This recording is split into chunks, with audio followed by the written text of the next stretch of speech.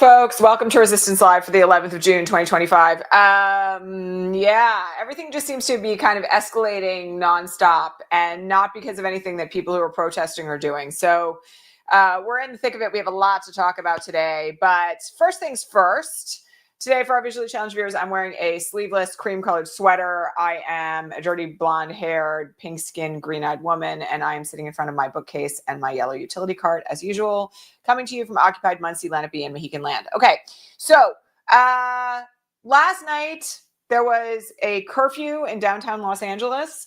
The streets of Los Angeles were pretty much dead. Prior to that, there was dancing and, like food carts and some protests, not really anything that kind of like looked anything like a riot, but that hasn't stopped Donald Trump from calling everything that's happening riots. And the National Guard, there's tons of footage of this, but there's the National Guard standing around guarding buildings with nobody in front of them. So this is a really important moment to talk about the issue of propaganda, because one of the things that is happening, and, thank God for people like Chris Hayes who are calling this out about even their own profession. One of the things that is happening is that when there's any tiny little bit of something that is arguably inflammatory, right? Like something gets set on fire or some teenager throws a rock, that is something that gets amplified by the media, and particularly amplified by the right-wing media, but also by media in other realms of the political spectrum, because it sells and because it makes things clickable. But the idea that what's happening in LA right now is riots, I mean, we talked about this a lot yesterday, is just laughable, just absolutely laughable. And yet, nonetheless, Trump continues to kind of like up the number of Marines that are being deployed to Los Angeles, up the number of National Guardsmen. And, we're ending up in a situation now where this is starting to happen in other parts of the country. Okay, so we have to talk about like the solidarity protests that are happening, because those continue to accelerate. If you have not seen what happened in New York City yesterday, by the way, you should go check it out. Huge protests streaming down like Lower Manhattan. There were a bunch of arrests, mostly for people who tried to stop ICE vans from leaving the federal courthouse buildings. But in large part, they were incredibly peaceful and really big. In addition to that, there are other protests happening all over the country. Again, we talked yesterday about Austin and Dallas and these ongoing protests that are happening there. Well, now, as of this morning, 2 hours ago, Governor Greg Abbott of Texas has announced that he is rolling out the National Guard in anticipation of protests that are going to happen today in San Antonio. And the mayor of San Antonio, much like Mayor Karen Bass of Los Angeles, has said there's no reason for this. Why are you rolling out the National Guard? We don't even know how many people are going to show up. Like nothing bad has happened. And so this seems to be an ongoing escalation by the Trump administration and their allies to try to claim that there's violence and there's a reason for crackdown, and that mobilizing U.S. troops against U.S. citizens is what has to happen. Again, it makes no sense. And I'm just going to point out that there have been literally dozens of pop-up solidarity protests now all over the country where no one has been arrested, where there hasn't been anything that anyone would arguably even call a crime. And yet they are claiming that, like migrant mobs of paid protesters are what this is about, as opposed to kind of organic resistance to people being snatched off the street by ICE. So just as a heads up, there are a number of additional protests happening today. LA, of course, Eugene, Oregon, Mission Viejo, Raleigh, North Carolina, San Antonio, Texas. We already talked about that. Seattle and St. Louis are the big ones. But again, there are a multitude of pop-up protests happening in small towns all over America right now, particularly when ICE drops in and starts trying to kidnap people. So we have to keep our eyes on what's happening at this moment. And simultaneously, we also have to kind of like understand that what the Trump administration is doing is actually escalating everything. There is no reason for the National Guard to be rolled out in San Antonio, Texas. None. There was no reason for the National Guard, let alone the Marines, to be rolled out in Los Angeles. There certainly isn't today. So please see this through the lens of what it is, and understand that sometimes when you're seeing media that makes it look like, things are really chaotic. And, we talked yesterday about how bothered I am by this whole idea that property damage justifies like violent crackdown by law enforcement. But nonetheless, very important to recognize that like there's nothing happening that warrants this kind of military rollout. I do want to mention that coming up on Saturday, we've talked about this a lot, is No King's Day. That is in response to Trump's birthday military parade. Yesterday, he said, by the way, that if anybody tried to interfere with his his birthday parade, he was going to have them arrested. Again, like no respect for the First Amendment, no respect, any protester. Didn't matter whether they were like violent or not. Didn't matter whether they were doing anything that was wrong or not. Just simply speaking up against the president of the United States will get you arrested in Washington, D.C. on Saturday. The No Kings events are in response to this ridiculous military birthday parade. And as of last night, I think there are something now like 2,000 plus No Kings events scheduled around the country. Here in New Jersey alone, I just got like a pop-up notification about this. There's like 30. So please go to indivisible.org, click through to No Kings and find where your local event is and plan on showing up. As we talked about yesterday, it is highly unlikely that they are going to be able to crack down on 2,000 events nationwide at the same time. They simply don't have the manpower for it. And simultaneously, this is appearing to be the biggest mass mobilization of this particular Trump era, of this particular term. And I think people should show up. I think it's a way to make your voice heard. It's a way to show leadership to others that standing up is really critical. Very important that we do that. Okay. So that's coming up on Saturday, and please be aware. Okay. We had a bunch of questions about ICE in general today that I just wanted to answer from like a legal and a legislative standpoint. So somebody asked like, who's in charge of ICE? Well, technically the person in charge of ICE is Tom Homan, who is the person who threatened to arrest Gavin Newsom a couple of days ago. Tom Homan is a bigot. Like an absolute full-throated, unredeemable bigot. He hates immigrants, hates them, would prefer that everybody was like dead, and has no qualms about breaking the law to get where he wants to go. He is taking direct orders, though, from Stephen Miller. And I don't think anybody should be under the illusion that Stephen Miller, in his role as like advisor to the president, is not actually controlling all of this domestic policy with regard to immigration.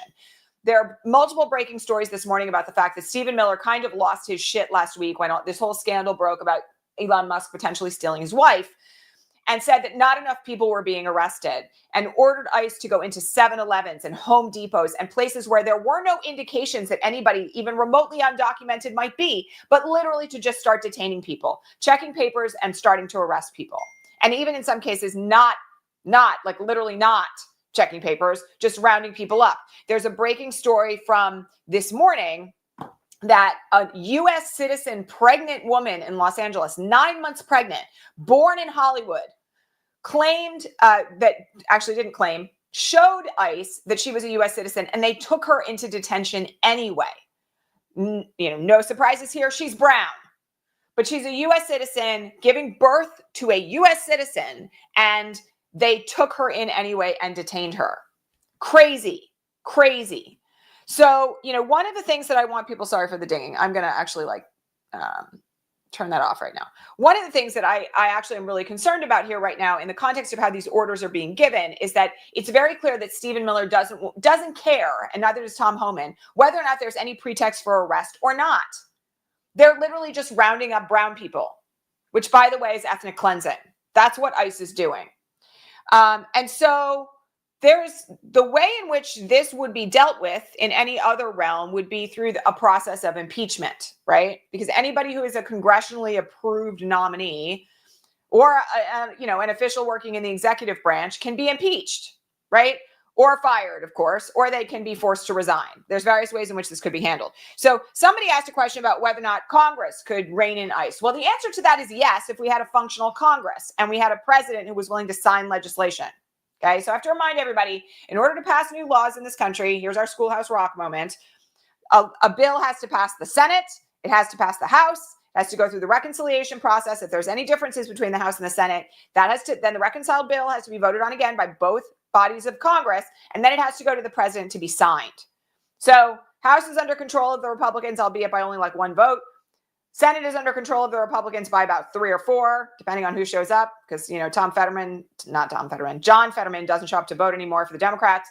And then it has to go to the president. So the idea that somehow ICE is going to be reined in this moment by congressional legislation is like zero. Not going to happen. Okay. But in an ordinarily functioning Congress, what we would see is legislation being introduced saying that ICE is not allowed to randomly black bag people off the streets. So what this means is that the movement to restrain this has to come from the people. Okay? And you can go watch yesterday's video, which, by the way, I was very vociferous about all the reasons why we have to be unconditionally, full-throatedly supportive of the protesters in Los Angeles and elsewhere, because they're literally trying to save people's lives. They're trying to save their neighbors and their friends and themselves and their family members, and they're doing everything they can to do that, all right? So one of the things that I want people to just be very mindful about here is that advocating to your members of Congress is still really important. Even if it's highly unlikely that we're going to get legislation, you should be making your voices heard, because the Republicans know that ICE is out of control. And not all of them are 100% behind the idea of, for instance, hunting down farm workers, in case you haven't seen the video from this morning, hunting down farm workers with trucks in the fields to arrest them. There's really, actually, I'm still so disturbed by this video. I don't think it's ever going to leave me. There's a video that was posted by United Farm Workers this morning of farm workers running through the fields where they're working to try to escape ICE trucks as the ICE trucks try to surround the field. It's so upsetting. And the post that UFW put up with that is like, we feed you, they hunt us. That's literally what's happening.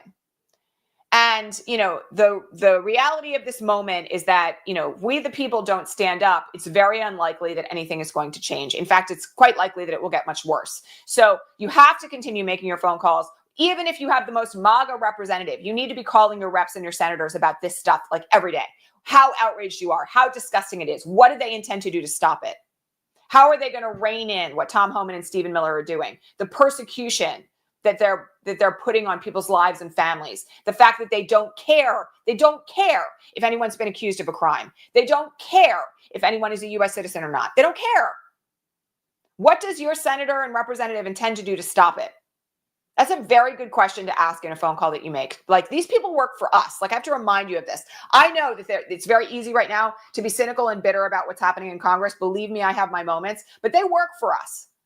We are paying their salaries. They are supposed to show up and represent our interests. And if they're not doing that, they need to hear from us. So in addition to protesting, these calls are critically important on a daily basis. Like, we have to make them. All right.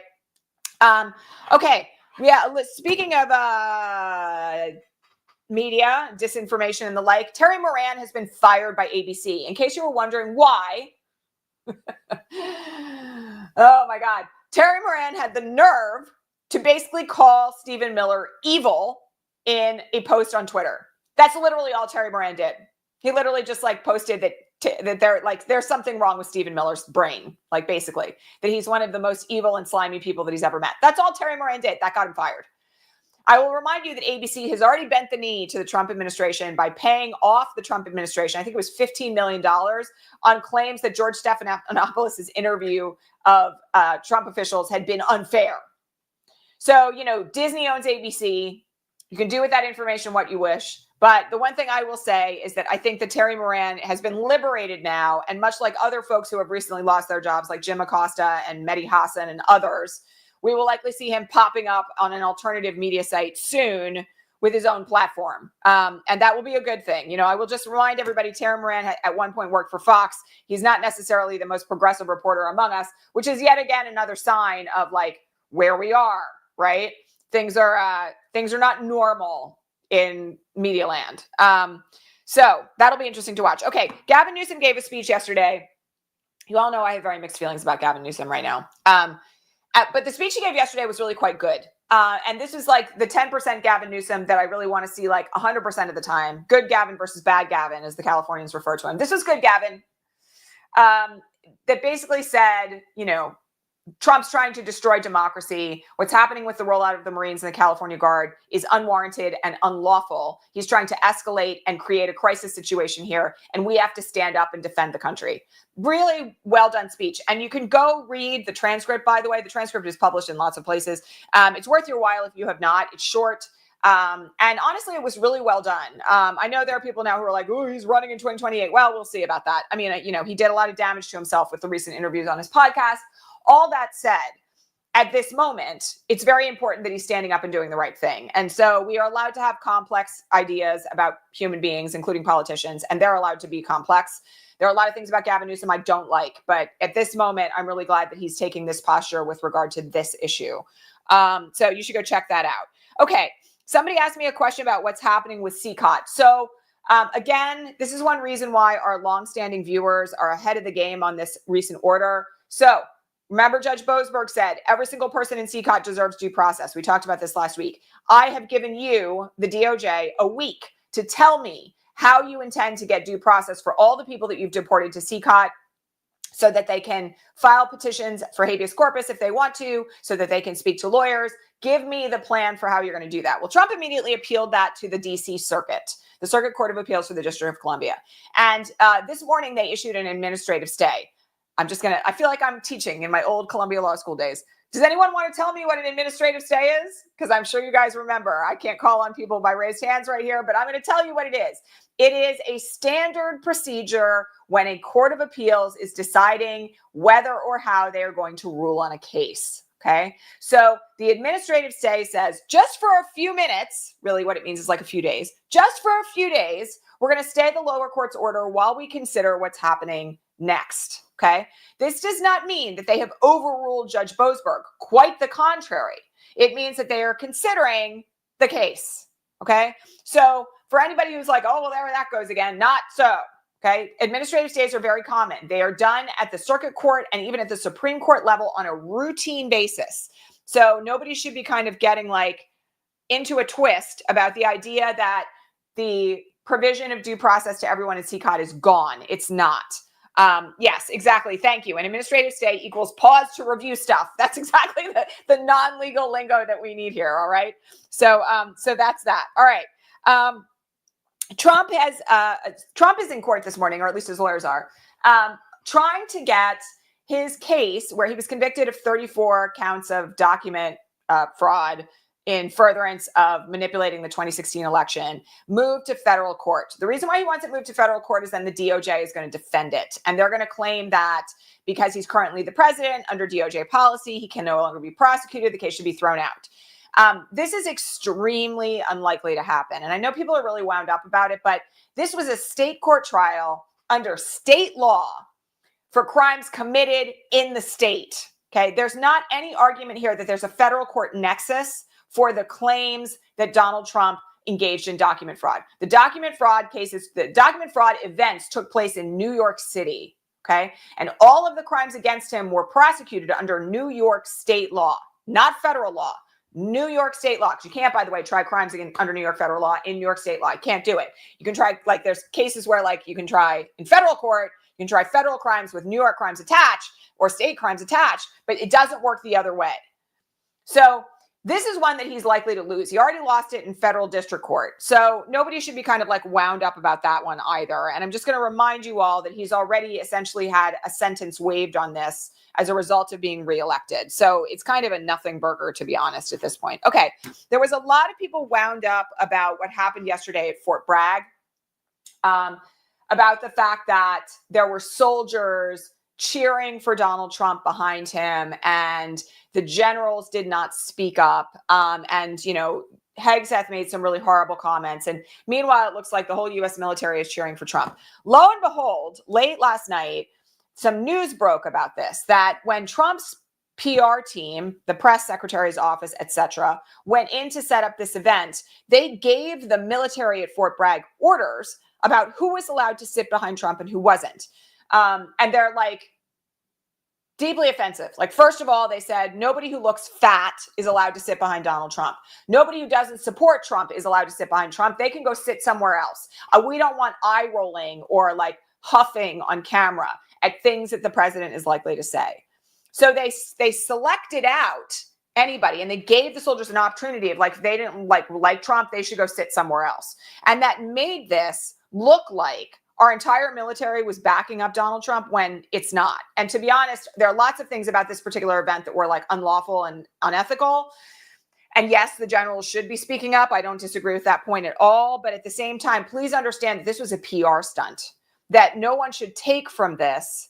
Yes, and absolutely no disabled vets. Nobody should take from this the idea that our military is 100% behind everything that Donald Trump is doing. They set it up to look like that because they know that there are Marines and there are National Guardsmen who are really not pleased about being rolled out to California. And they want to make it look like, oh, whole military's got Trump's back. Not the case. Not the case. Okay. So while it is true that a majority of people in the US military voted for Trump, please understand that there are a huge chunk of people who did not. And also that the chain of military command, just like everybody else, has taken an oath to the Constitution and not to the president. So it's very, very important that, you know, you see this for what it is. It's a propaganda film. Like, don't fall for it. Okay. They set it up. All right. One thing I wanted to mention today, we do have this webinar coming up on Monday that I haven't mentioned here actually very much, but I'm going to put a link up here for it after the broadcast is over. We're running a webinar on what's called stealth activism. This is a type of activism that runs in conjunction with direct action, like the protests that we're seeing in Los Angeles. And it's something that you can engage in no matter what you do, no matter where you live. Forms of activism that actually move the needle in your own local community that simultaneously also build toward networks of people who work together for things like direct action. I'm really excited to talk to you guys about it. We did another video on, we did a video here, an educational training video on it here a week ago, Monday, I think. And it's now up to like 160,000 views, which is crazy. I'll also make sure I link that up here when I'm done, so you guys can watch it if you haven't seen it already. But the webinar is free. I hope you guys get in on it. I'm going to make sure it's also linked below in the comments. And it'll be for 1 hour at 1 p.m. Eastern on Monday. We will go in depth. We're also going to have some guests there, a few people who have joined us inside the Ripple Effect Institute who are engaged in this exact kind of activism where they live. Really phenomenal people. Can't wait for you to meet them, have them tell their stories about the work that they're doing on the ground. And it'll give you guys a really good example of how the principles of stealth activism can apply in your own life. All right. So please join us for that if you haven't already signed up for it. And I'll make sure the link is available. Okay. That's it for today, I think. And, you know, I'm expecting it's going to be a little bit of a rowdy day given the rollout of the National Guard in, you know, San Antonio and what we're expecting in terms of like military amplification. But, let's sit tight. And I hope everybody like is staying grounded. Lots of love to our people in LA. We have a bunch of people in LA who watch this broadcast. I hope you're all good. My friends in LA are still like, I don't know, I'm at the park walking my dog. Nothing bad is happening here. You know, like I just ate a churro. That was a message from one of my friends yesterday. So in any event, let's stay grounded, stay focused on doing the good work, get ready for No Kings. Please don't forget about it. Don't forget to like this broadcast. Drop me a comment if you're watching on the replay. Don't forget to subscribe, share it with your friends and neighbors. And I will catch you all here tomorrow at regular time. All right, everybody. Thank you so much. I'll see you soon. Bye.